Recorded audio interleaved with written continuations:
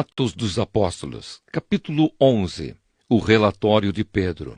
Os apóstolos e os outros seguidores de Jesus em toda a região da Judéia souberam que os não-judeus também haviam recebido a palavra de Deus.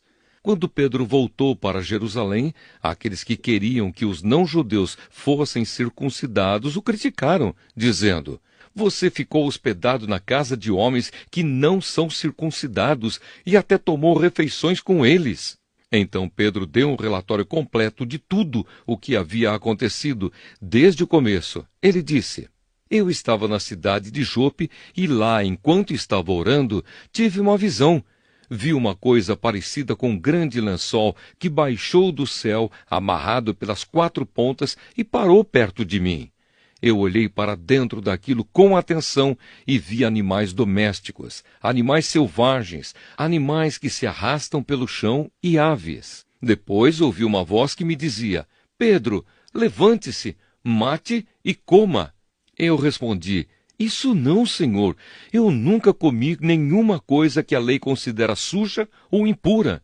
Então a voz falou de novo do céu: 'Não chame de impuro aquilo que Deus purificou.'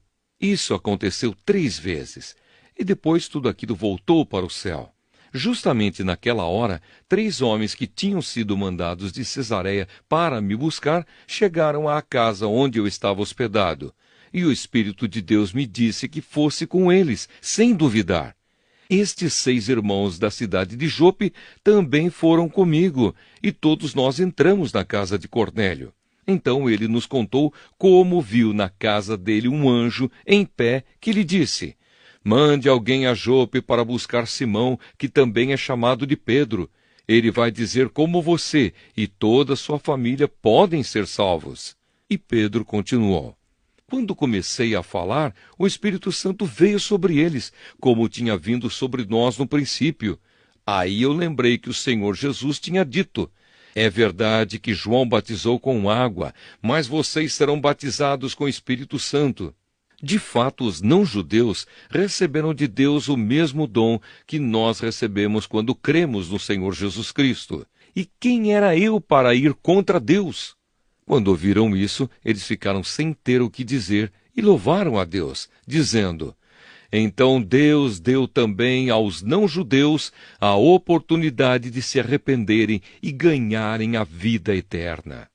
A igreja de Antioquia. Os seguidores de Jesus foram espalhados pela perseguição que havia começado com a morte de Estevão. Alguns foram até a região da Fenícia, a ilha de Chipre e a cidade de Antioquia, e anunciavam a palavra de Deus somente aos judeus.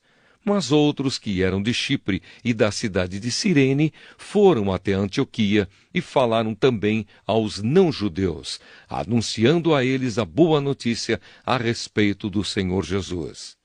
O poder do Senhor estava com eles, e muitas pessoas creram e se converteram ao Senhor. Essas notícias chegaram à igreja de Jerusalém, que resolveu mandar Barnabé para Antioquia. Quando chegou lá e viu como Deus tinha abençoado aquela gente, Barnabé ficou muito alegre e animou todos a continuarem fiéis ao Senhor de todo o coração. Barnabé era um homem bom, cheio do Espírito Santo e de fé, e muitos se converteram ao Senhor.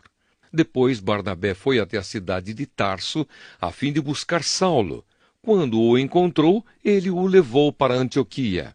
Eles se reuniram durante 1 ano com a gente daquela igreja e ensinaram muitas pessoas. Foi em Antioquia que, pela primeira vez, os seguidores de Jesus foram chamados de cristãos.